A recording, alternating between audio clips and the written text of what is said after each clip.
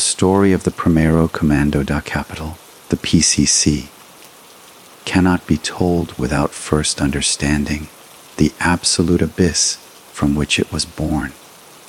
It is a tale that originates not on sun-drenched streets or in smoky backrooms, but in the deepest, most oppressive bowels of the Brazilian penal system in the early 1990s.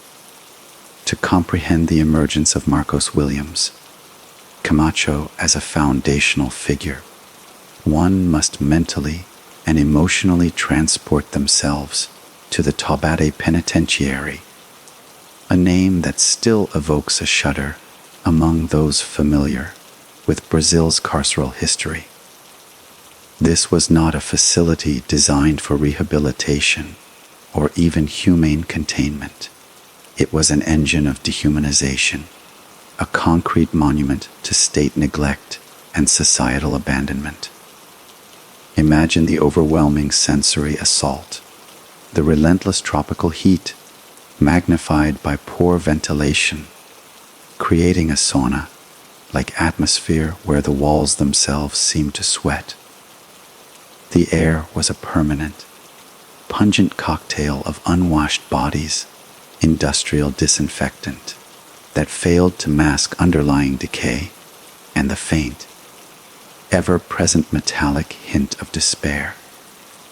The soundscape was a discordant symphony of clanging metal gates, shouted orders from guards, the low murmur of countless confined voices, and the occasional eruption of violence that would briefly spike the noise before settling back into a tense quiet. Into this world, Marcos Williams arrived, a young man in his early 20s whose life had taken a violently wrong turn. Born in 1971, his path from childhood to cell block was not unique in the sprawling urban peripheries of Sao Paulo, where opportunity was often a ghost and survival a daily negotiation. His crimes, a series of armed robberies, earned him not just a prison sentence, but a virtual life term. 34 years. That number is not just a statistic. It is a psychological death sentence, a finality that crushes the spirit of most who receive it. In Taubaté, Williams found himself surrounded by hundreds of others bearing similar weights. Men condemned to watch their lives wither away in a system designed to break them. The overcrowding was catastrophic. Cells built for 8 might hold 20 or 30 inmates. Sanitation was a cruel joke, with inadequate plumbing leading to conditions that would be deemed unacceptable for livestock. Medical care was virtually non-existent, turning minor ailments into death sentences. The guards, often underpaid, undertrained, and overwhelmed, ruled through a combination of indifference and brutality. This was the crucible. This was the raw material.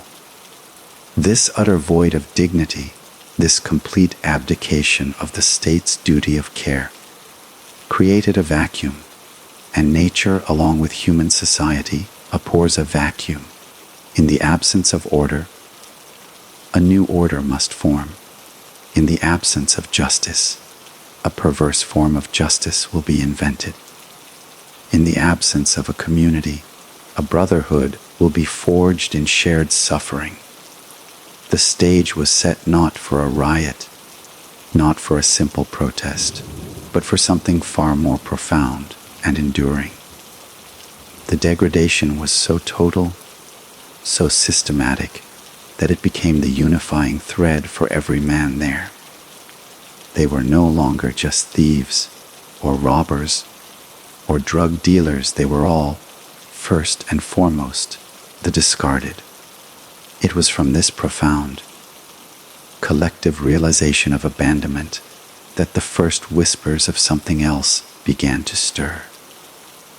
The idea that they, the forgotten, might have to create their own structure, their own code, their own nation within the walls, was slowly moving from a desperate fantasy to a necessary survival strategy.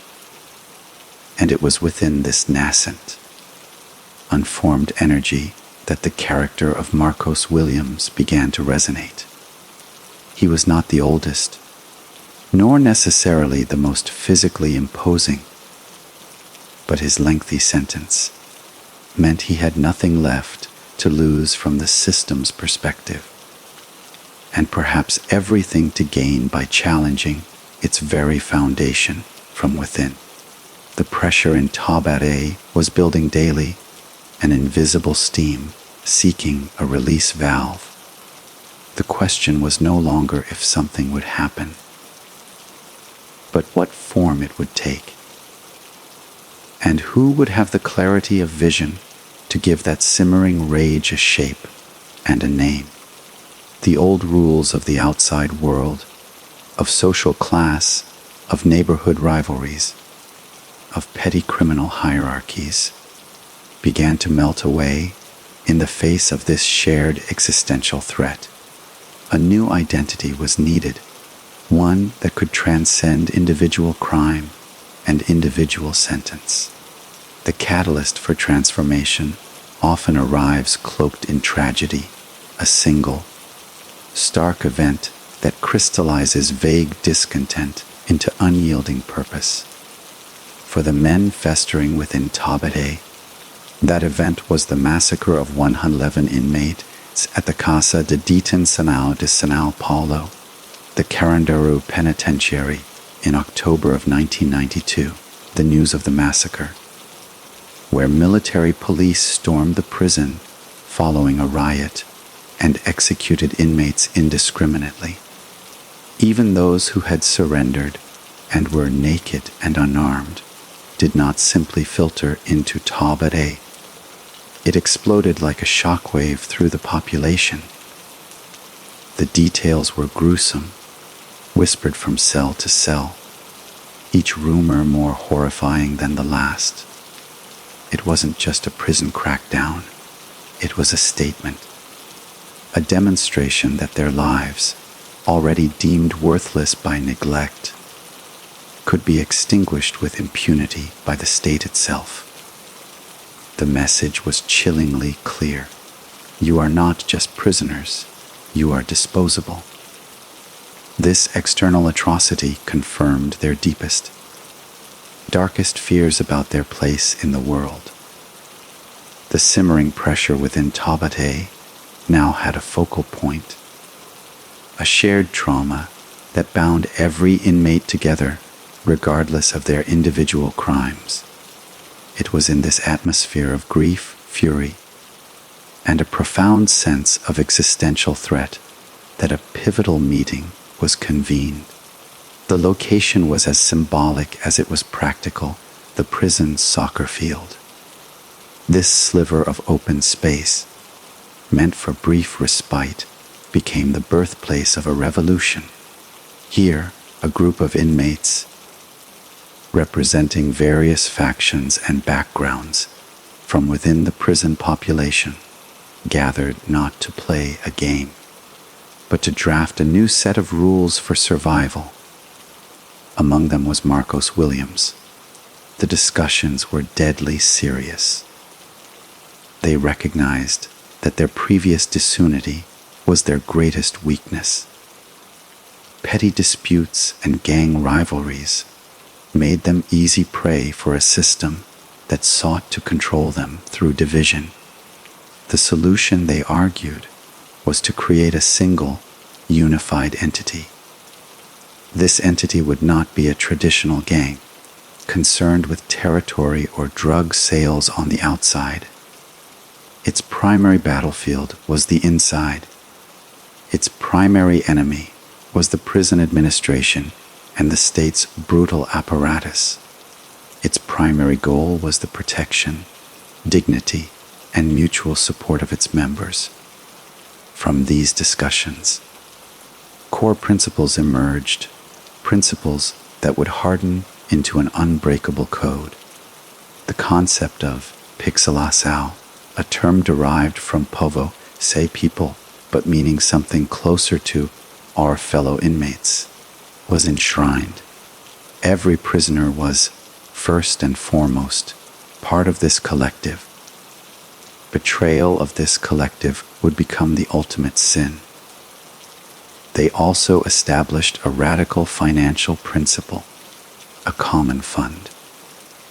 Inmates with resources from the outside or from illicit activities within the prison would contribute a portion to a central pool.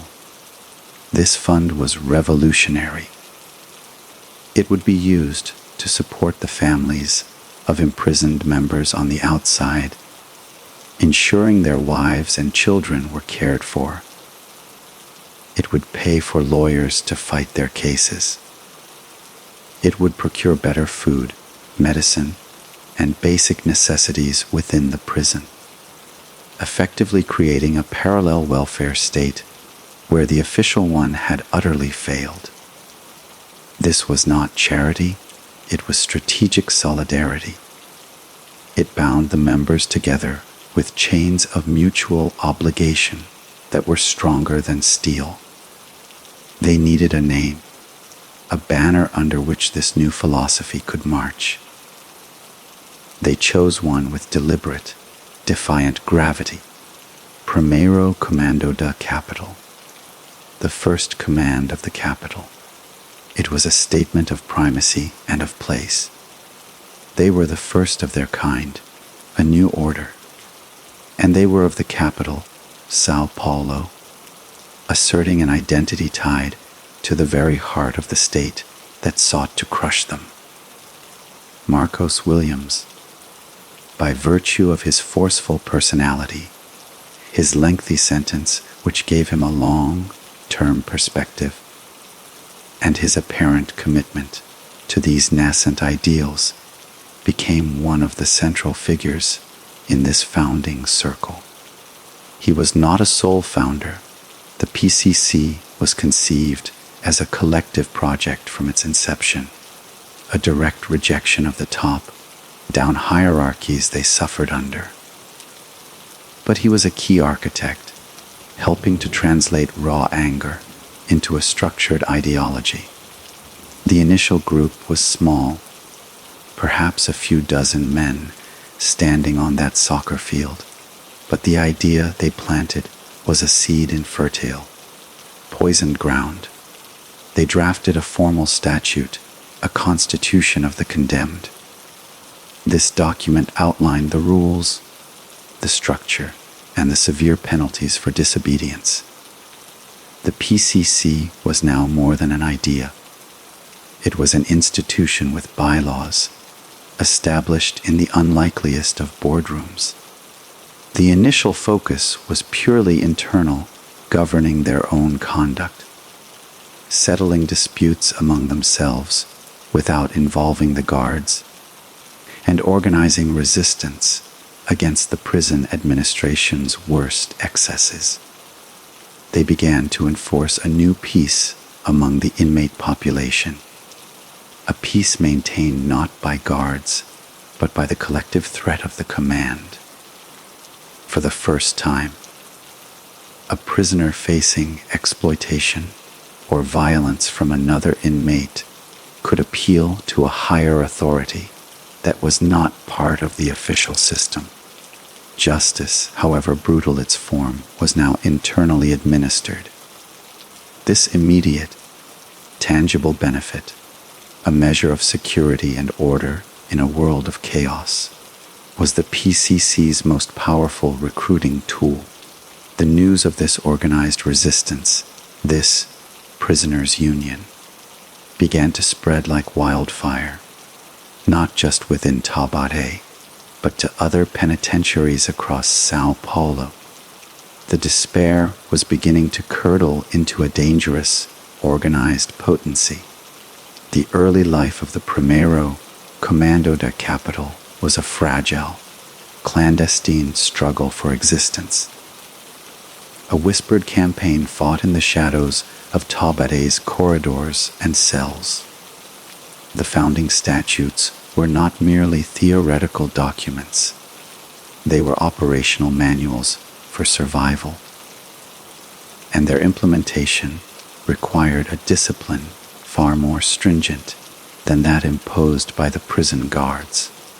The first and most critical task was the establishment of internal legitimacy. The PCC had to prove to the general inmate population that it was not just another gang vying for control, but a genuine alternative system of governance. This proof was delivered through a stark, uncompromising adherence to its own code. Disputes over debts, personal insults, or conflicts that would have previously erupted into chaotic violence were now brought before PCC-appointed mediators. Judgments were rendered, often involving restitution payments to the common fund or other non-lethal penalties. However, for the most severe transgressions, betrayal, informing to authorities, or violence against another member without sanction, the punishment was absolute. Executions, carried out with chilling efficiency by designated members, became a grim new reality. While brutal, these acts served a dual purpose. They purified the organization of perceived weaknesses and demonstrated to every prisoner, member or not, that the PCC possessed both the will and the means to enforce its law. This internal justice system, however harsh, created a perverse sense of order. Inmates knew the rules, and they knew the consequences of breaking them. For many, this was preferable to the arbitrary, capricious violence that had previously reigned. Simultaneously, the common fund began its quiet work. Small sums of money, smuggled in by visitors or generated through internal rackets, like controlling the sale of cigarettes or phone privileges, were pooled. The first tangible benefits emerged. A prisoner's sick mother on the outside might receive a bag of groceries. A desperately needed prescription might find its way to an inmate with asthma. A lawyer, previously a luxury for the poor, might be hired to file an appeal for a member. These were not acts of charity in the pure sense. They were strategic investments in loyalty. They created a direct, material link between the well-being of an individual and the health of the organization. The message was clear. The state has abandoned you, but the command will not. Marcos Williams, by all accounts, was deeply embedded in this operational phase. His long sentence granted him a permanent, institutional presence. He became a node in the communication network, a known and respected figure who could be trusted to relay messages, enforce decisions, and recruit new members. Recruitment was systematic and ideological. They did not seek mere foot soldiers, they sought converts to a cause. Potential members were vetted, often observed for months to gauge their loyalty, discretion, and commitment to the collective over the individual. Induction was a solemn affair, involving oaths sworn on the PCC statutes, emphasizing the sacred nature of the pixelasao and the ultimate penalty for betrayal. This careful cultivation created a core of fanatically devoted members.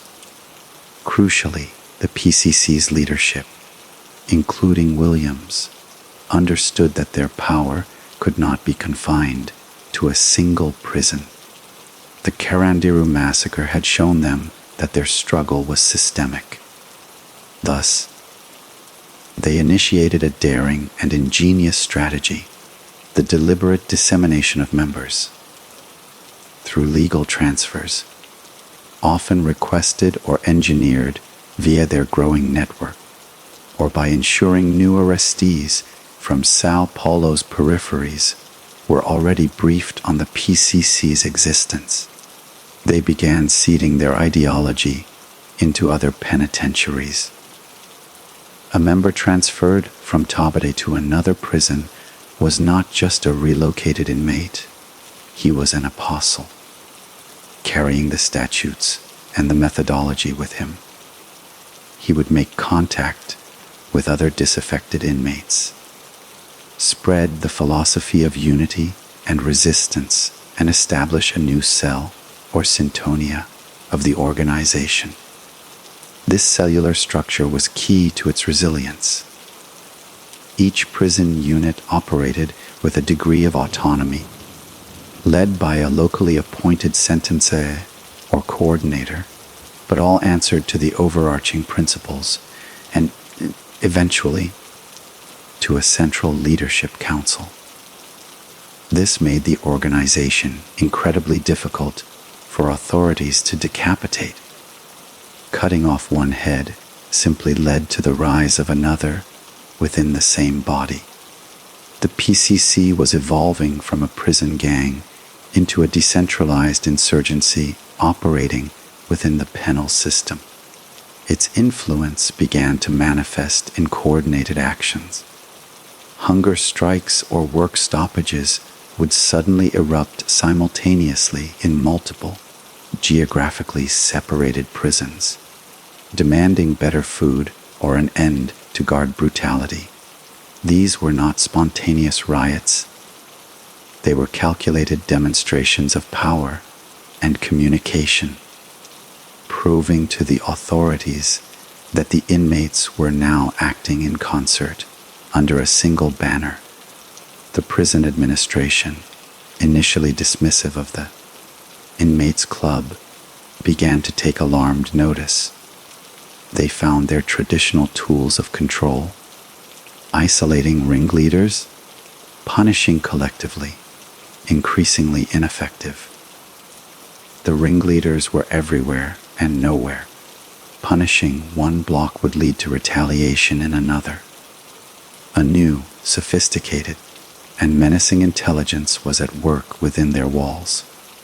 By the mid-1990s, the PCC had successfully metastasized from its Taubaté origin point to become the dominant force in the Sao Paulo penal system.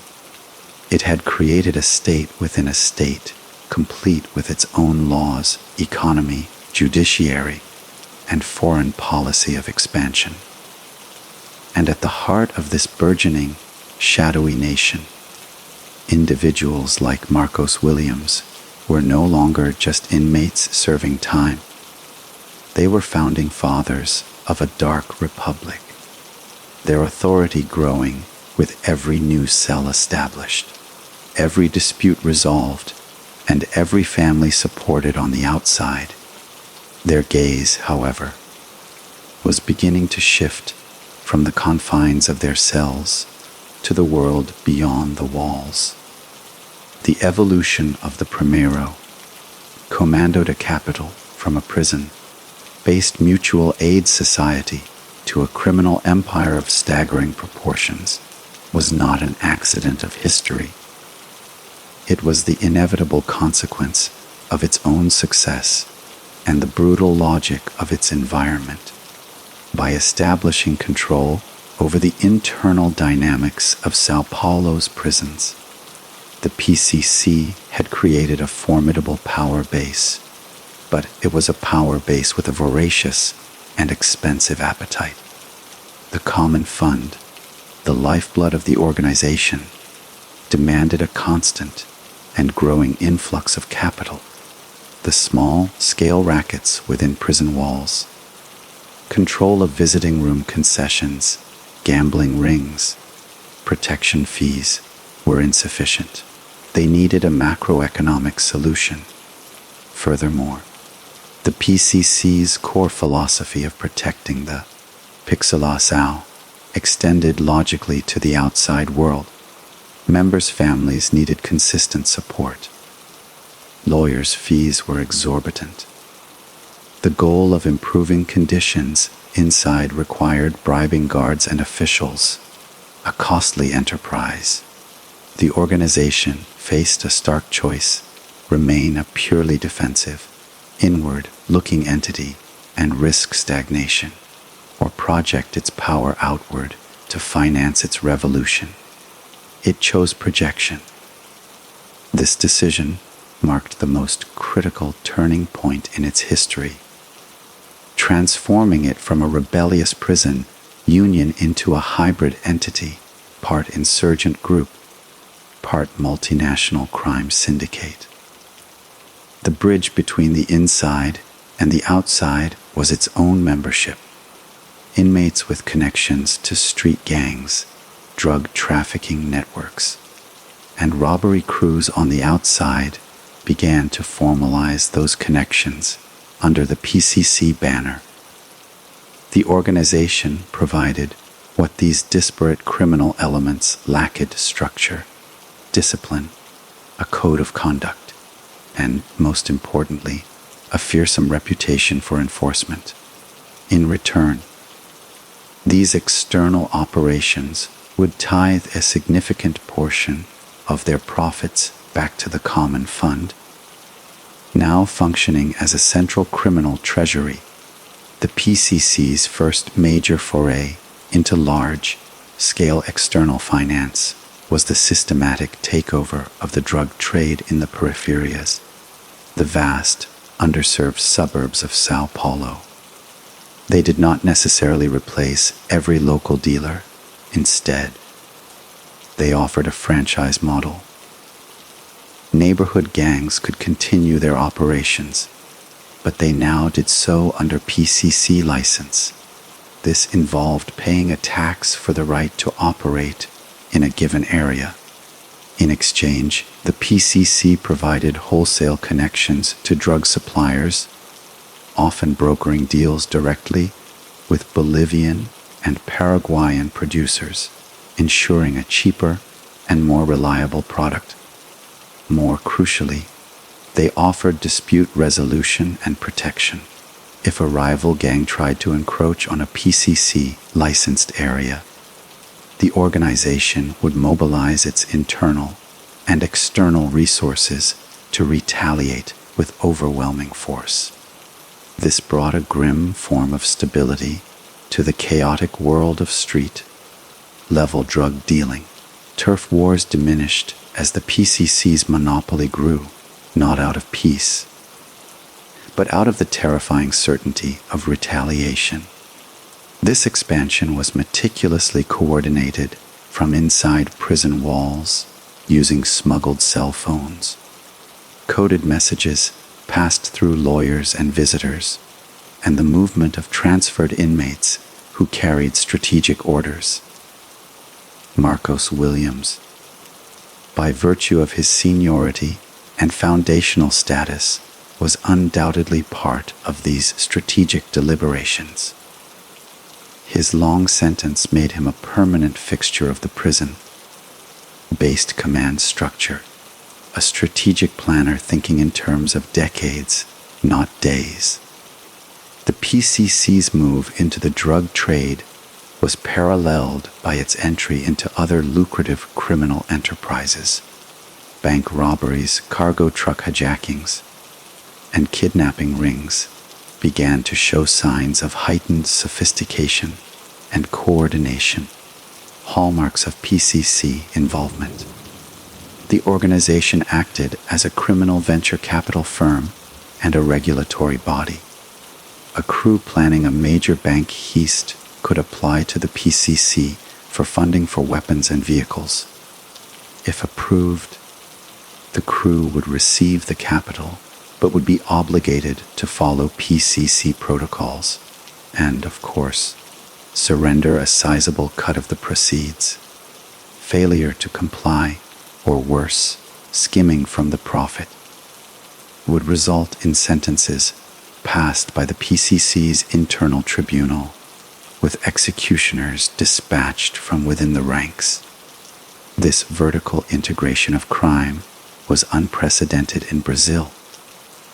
It created a seamless pipeline where criminal profits from the streets flowed directly back to fuel the organization's core mission inside the prisons and to enrich its leadership. The state, whether due to corruption, incompetence, or sheer disbelief, was slow to comprehend the scale and nature of the threat.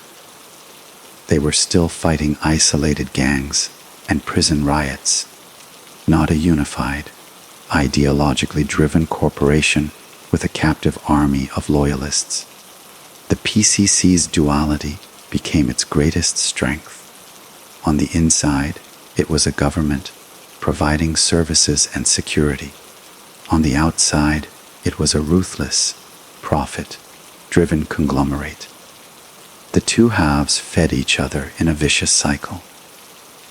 Success on the streets brought more money, which bought more influence inside prisons, which recruited more members, which expanded operations on the streets. By the late 1990s, the PCC's tentacles extended into nearly every facet of organized crime in Sao Paulo state. It was no longer just a prison gang, it was a parallel power. It set prices for drugs. It arbitrated disputes between other criminal factions. It even began to influence communities by funding small local improvements or paying for funeral expenses, crafting a perverse Robin Hood image among the impoverished populations of the peripheries who saw the state only as an absent or abusive force. This external economic engine fundamentally altered the PCC's character. The pure, survivalist ideology of the Taubaté soccer field now had to coexist with the gritty realities of high-stakes criminal enterprise. The potential for corruption, for internal power struggles over the vast sums of money now flowing, increased exponentially. The organization stood at a new precipice. It had mastered the art of power within confinement, and now it was learning to wield power in the free world. It had built an empire, but the very forces that built it, ambition, greed, and the relentless need for capital, contained the seeds of future conflict. And at the center of this vast, dark web, the founding generation, men like Marcos Williams, who remembered the raw hunger and idealism of the early days, now had to govern a criminal mammoth whose appetite they had unleashed. The influx of vast, illicit wealth from the streets into the PCC's prison-based treasury did not merely strengthen the organization. It fundamentally distorted its original DNA, introducing tensions that would strain its foundational unity to the breaking point. The pure, stark ideology born of shared desperation in Taubaté now had to contend with the corrupting influences of money, power, and the human frailties of ambition and envy. The common fund, once a sacred trust used for medicine and lawyers, was now a multimillion Ria's war chest, and control over its flow became the ultimate prize within the shadowy hierarchy. The PCC's leadership, including the foundational figures like Marcos Williams, found themselves navigating a dangerous new landscape where ideological purity was constantly tested by pragmatic, often brutal, criminal calculus. The cellular structure that had been a strength for resilience became a challenge for centralized control. Local leaders, or centenas, in charge of different prison blocks or street regions, who were responsible for collecting taxes from drug sales or a percentage of robbery proceeds, now wielded significant independent financial power. The temptation to withhold funds, to build personal fiefdoms, or to interpret the PCC's statutes for their own benefit grew with every successful criminal operation. This created the first major internal fault line between the old guard, the ideological founders who viewed the organization as a revolutionary project for prisoner dignity, and a new breed of pragmatic, profit-oriented commanders who saw it primarily as a supremely effective criminal business model. Disputes were no longer just about personal slights or violations of code.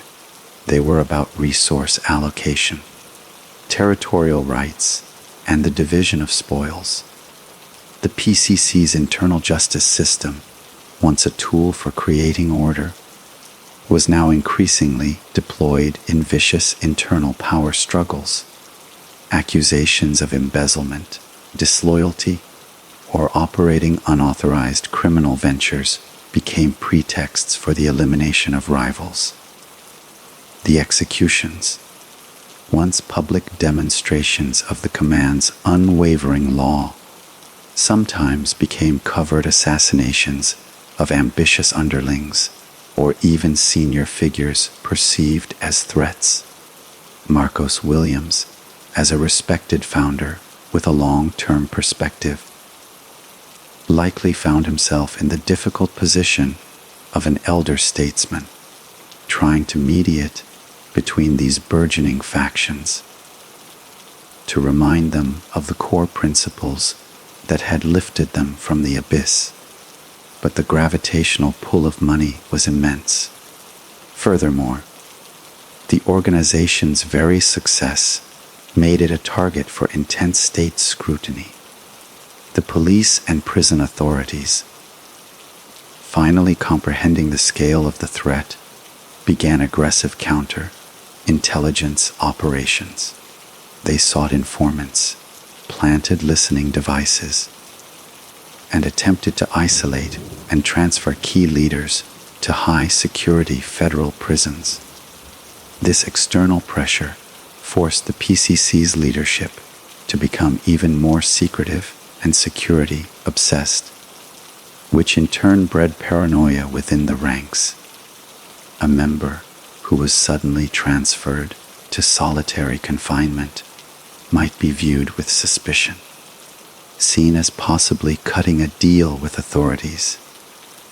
The atmosphere inside the prisons, once unified by a common enemy, now simmered with mutual suspicion layered atop the old tensions.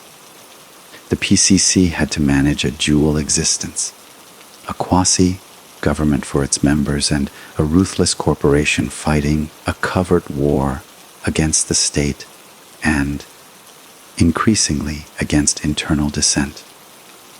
This period also saw the PCC's relationship with the communities on the outside become more complex.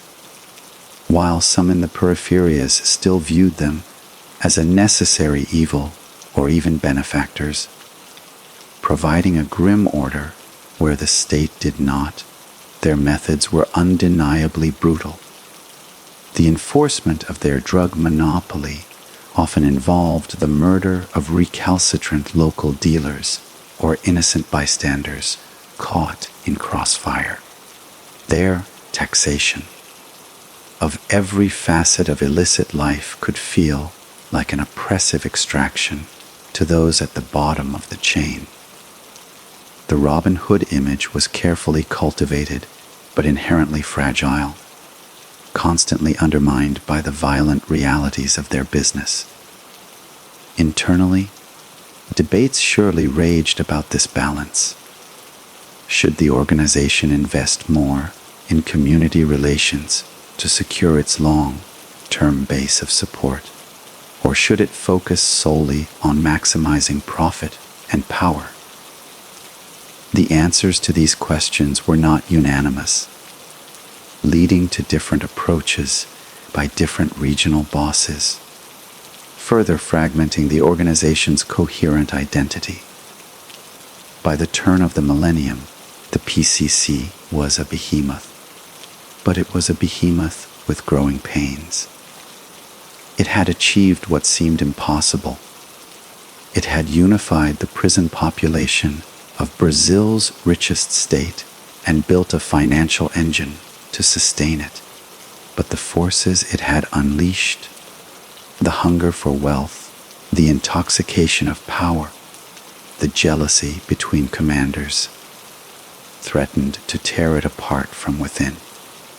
The original dream of unity was now complicated by a stark hierarchy, where those at the top, even if imprisoned, lived in relative comfort with access to phones, better food, and influence, while the rank and file foot soldiers on the streets faced the daily risks of police bullets and gang warfare. This inequality, inherent in any large organization, but poisonous in one founded on principles of collective survival, was a ticking bomb.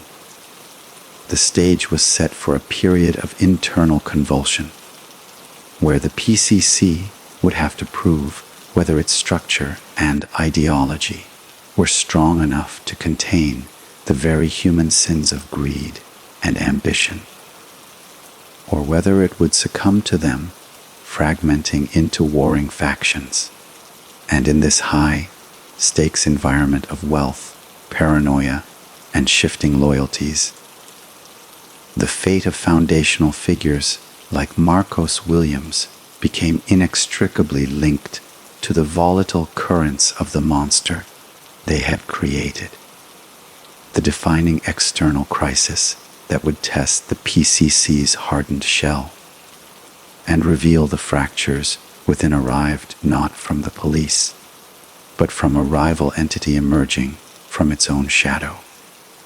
As the PCC's power reached its zenith, controlling the prisons and vast swaths of Sao Paulo's criminal underworld, it inevitably bred resentment and ambition in equal measure.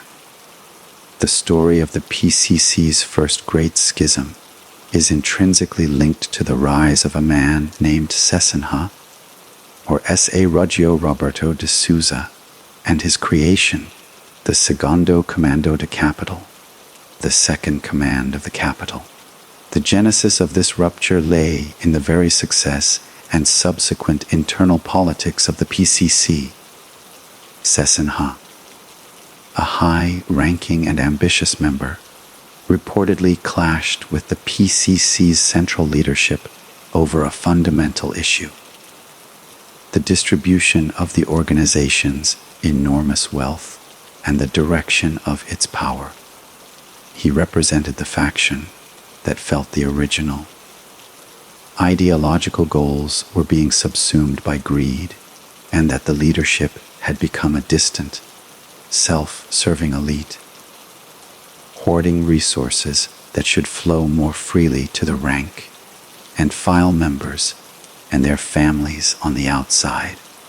This was not merely a personal dispute.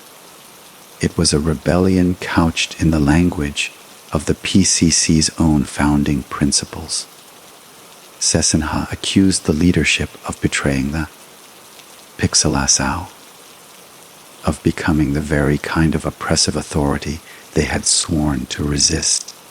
In 1997, after a violent internal confrontation, Cesinha and his followers were expelled from the PCC, but they did not fade away. In a move of profound symbolic defiance, they formed the Segundo Comando da Capital, the SCC.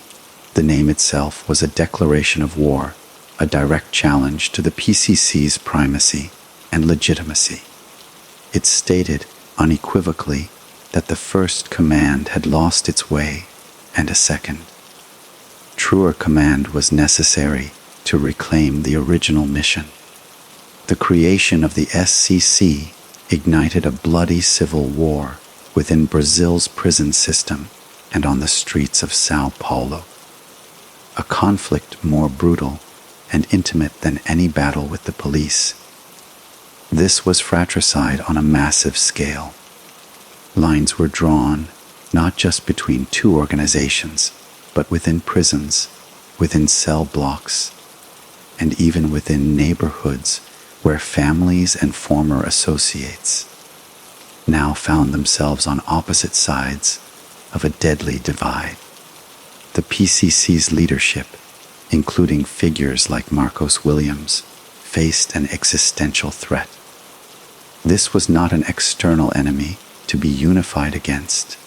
This was a heresy from within, a rejection of their authority that used their own rhetoric as a weapon. The response had to be absolute and merciless to prevent further fragmentation. A directive was issued from the PCC's Central Committee. The SCC and all its members were to be exterminated. What followed was a period of unparalleled carnage within the penitentiaries. Prison yards became battlegrounds. Transfers of inmates became death sentences, as PCC loyalists would be sent to prisons dominated by the SCC, or vice versa, to wage internal guerrilla warfare. Murders became daily occurrences, often carried out with grotesque brutality to serve as warnings. The violence was not contained by the walls. It spilled out catastrophically into the city. Assassination squads from both commands hunted each other's members on the outside. Drug territories that had been peacefully monopolized by the PCC became contested war zones, with shootings erupting in broad daylight. The very communities the PCC had sought to influence became collateral damage, caught in the crossfire of a conflict they did not choose. This war forced the PCC to divert immense resources from its criminal enterprises and community projects to pure militarization. The Common Fund now financed arsenals of weapons, payments to hitmen, and support for the families of members killed in the internecine conflict. The ideological high ground was lost in a morass of retaliation and counter-retaliation. Marcos Williams, as a founding member and symbol of the PCC's original vision, would have been a prime target for the SCC and a key figure in the PCC's strategic response. His position in the prison hierarchy made him both a commander and a high-value target. The war with the SCC represented the ultimate perversion of the dream conceived on the Taubaté soccer field. Instead of unity against an oppressive system, there was now fragmentation and self-annihilation. Instead of protecting the Pixelasrau, they were now orchestrating its slaughter. The conflict exposed the fragile nature of the PCC's ideological glue when subjected to the pressures of ambition and the intoxicating lure of autonomous power. It proved that the organization was not a monolithic entity, but a coalition of often conflicting interests, held together by force and fear as much as by shared belief. The state authorities, while undoubtedly concerned about the surge in violence, also saw a strategic opportunity. The old adage of divide and conquer seemed to be playing out in their favor. They could, to some extent, step back and let the two commands bleed each other dry, intervening only to prevent total anarchy. The PCC-SCC war was a crucible that forged a new, even more ruthless and paranoid PCC. It eliminated the weaker, less organized faction. The SCC would eventually be decimated, though not eradicated, but at a tremendous cost. The victory cemented the PCC's dominance, but left it scarred and morally hollowed.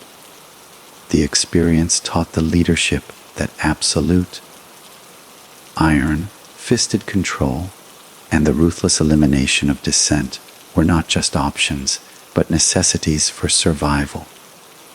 The idealism of the early years was now a distant memory, a story told to recruits, but overshadowed by the recent, visceral memory of betrayal and bloodshed.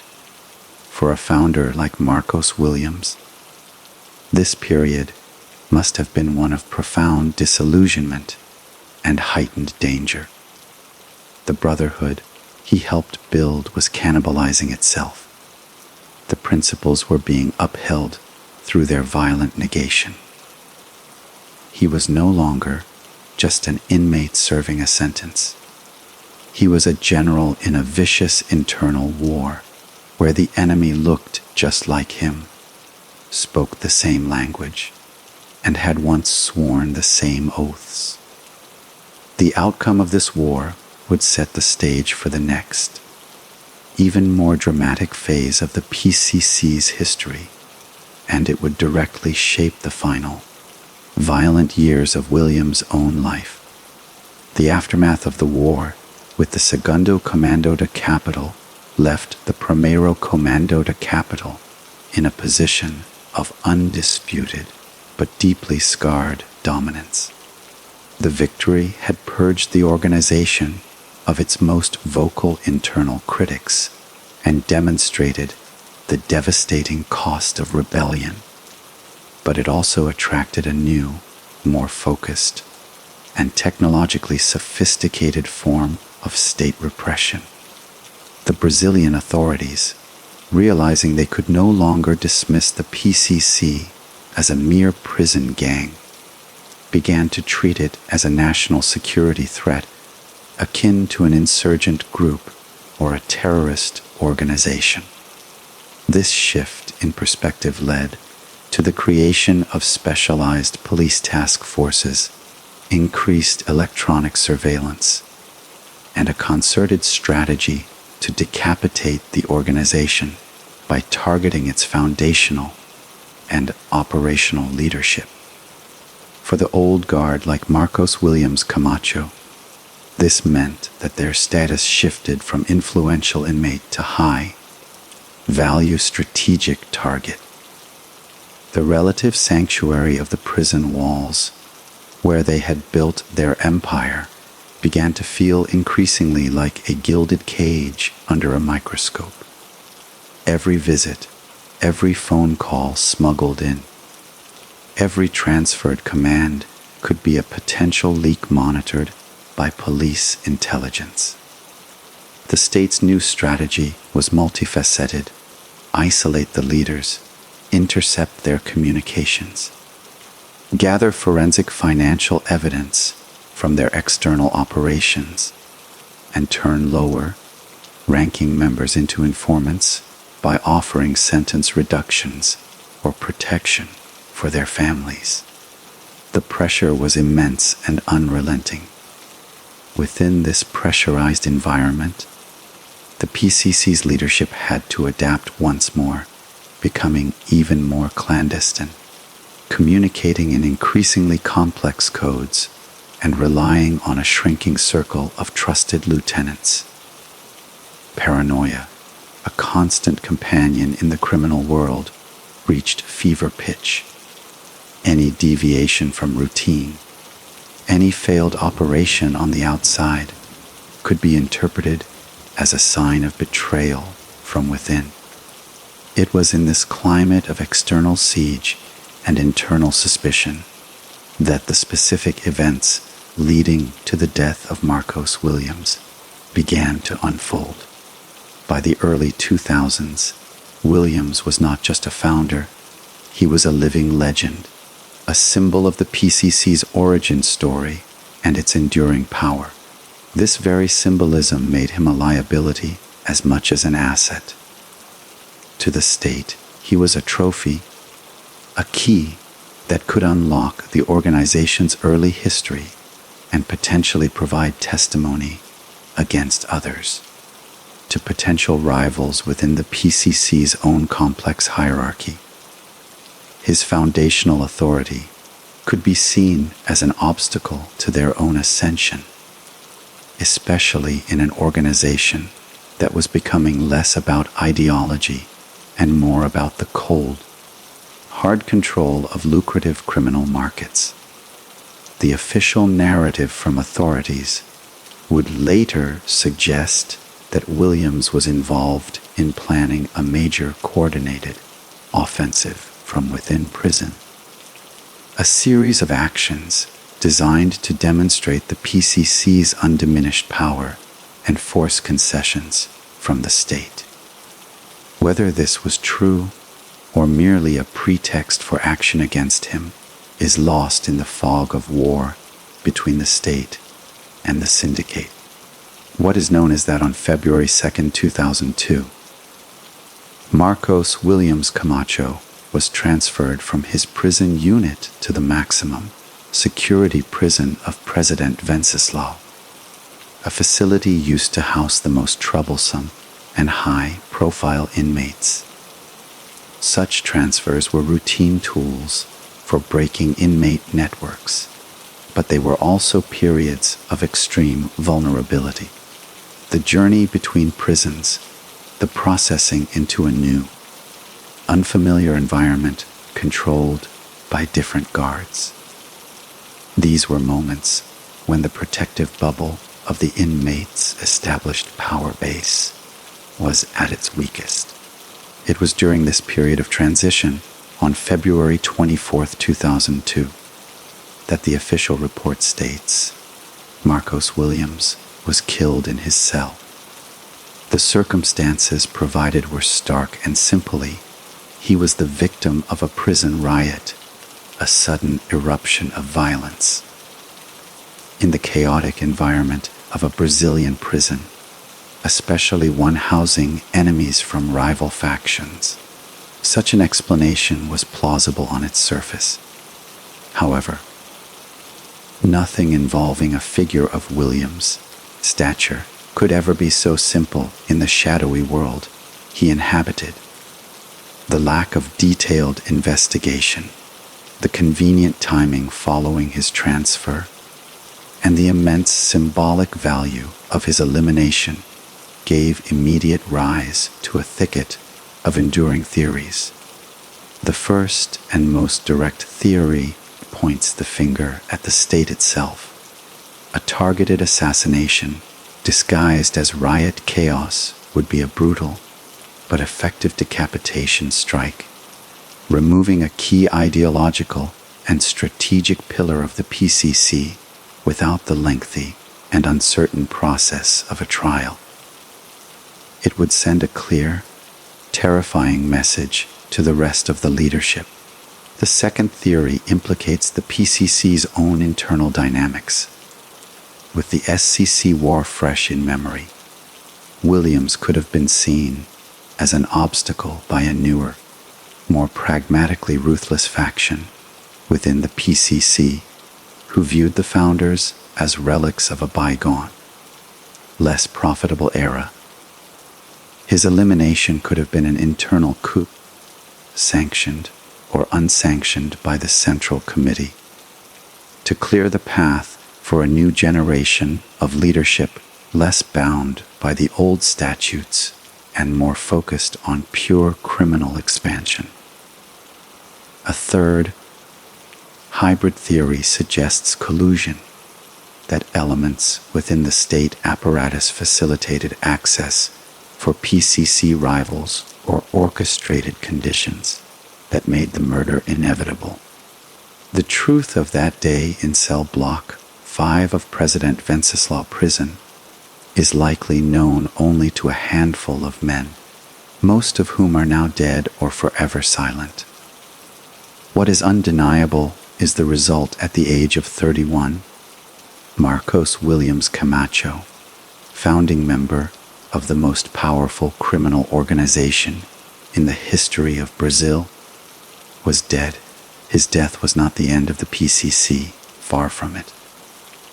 But it marked the definitive end of its founding chapter. The era of the pioneers, the men who had translated raw despair into a structured rebellion was over. The organization now belonged entirely to the successors, to men who had been recruited into the fully formed beast, not those who had pieced it together from the fragments of their own shattered lives. His passing was a seismic event within the criminal underworld, a demonstration that no one, not even a founder, was untouchable. It reinforced the ultimate law of the world. He helped create power is permanent, but those who wield it are always, inevitably, temporary. The violent death of Marcos Williams Camacho in February 2002 sent shockwaves through the intricate and tense ecosystem of the Primeiro Comando da Capital. A tremor that reverberated from the maximum security cell where he died out to the furthest reaches of the organization's criminal enterprises on the streets of Sao Paulo. In the immediate aftermath, a heavy, calculating silence descended upon the PCC's leadership. There was no public outcry, no immediate declaration of war against the state, no overt funeral rites that could be monitored by authorities. This silence was not born of indifference, but of deep strategic caution. The first order of business was not mourning, but damage assessment and containment. The leadership had to determine whether this was an isolated event, the tragic result of prison chaos, or the opening salvo in a renewed state offensive aimed at systematically eliminating the old guard. They also had to control the narrative internally to prevent panic, dissent, or opportunistic power grabs in the vacuum left by a founding member's demise. Rumors and theories about his death, state assassination, internal coup, SCC retaliation would have swirled through the prison yards and encrypted communications, each version carrying different implications for the organization's future direction. The Central Committee, likely operating from within other penitentiaries, would have moved swiftly to assert continuity and control. Messengers carrying coded assurances would have been dispatched to key prisons and street coordinators. The command remains, the structure holds, the statutes are still in force. The killing of a founder, especially under murky circumstances, presented a profound test of the PCC's core ideology.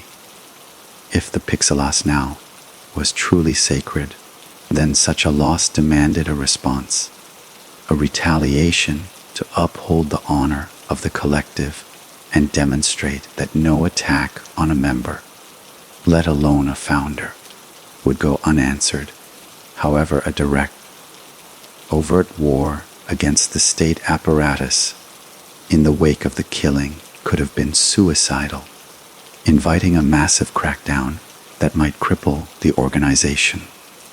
The PCC's response, therefore, had to be measured, symbolic, and ultimately reinforcing of its own power.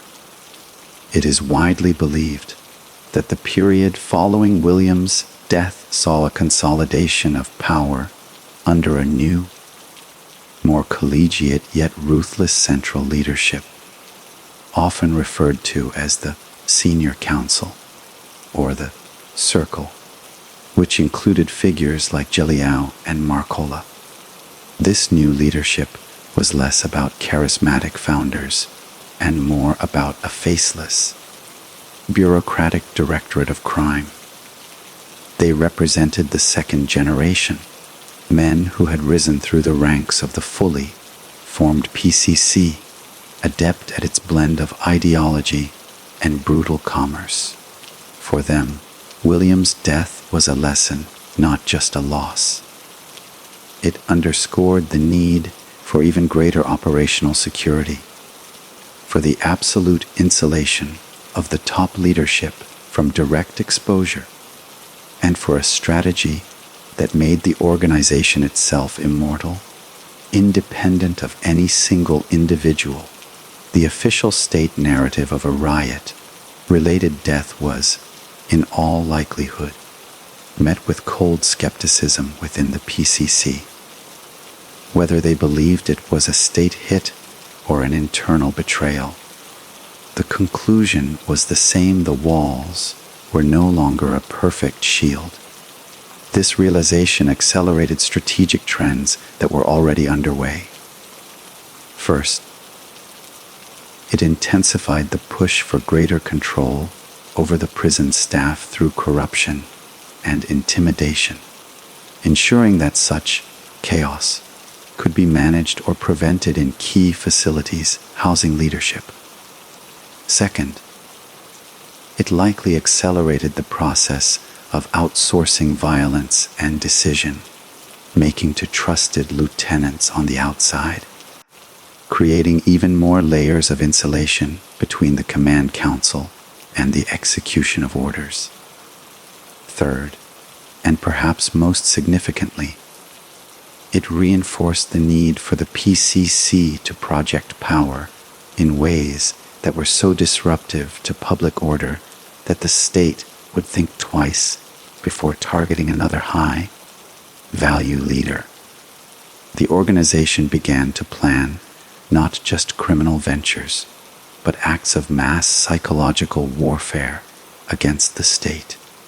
The concept of equilíbrio de tensão, a balance of tension, was refined. The idea was to keep the state permanently on the defensive, reacting to PCC actions, rather than being able to proactively dismantle it.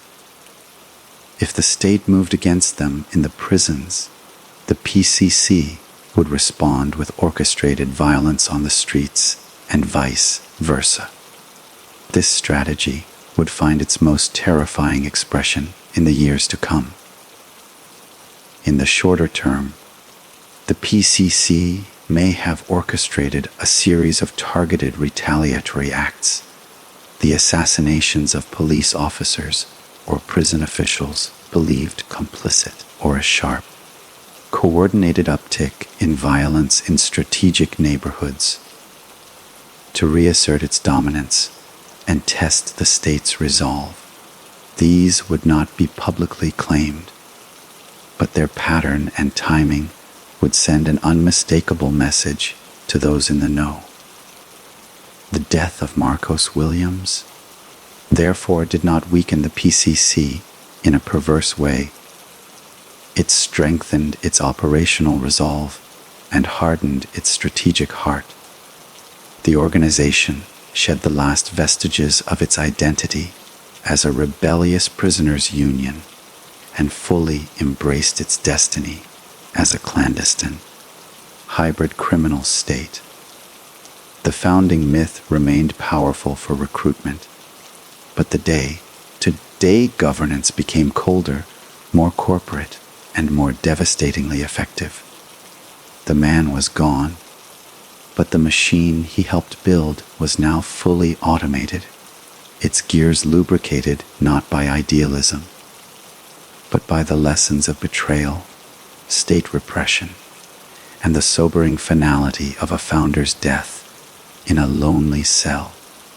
The PCC entered a new era, an era where it would no longer just defend its territory or manage its business, but where it would boldly and terrifyingly attempt to dictate terms to the legitimate government of South America's largest nation.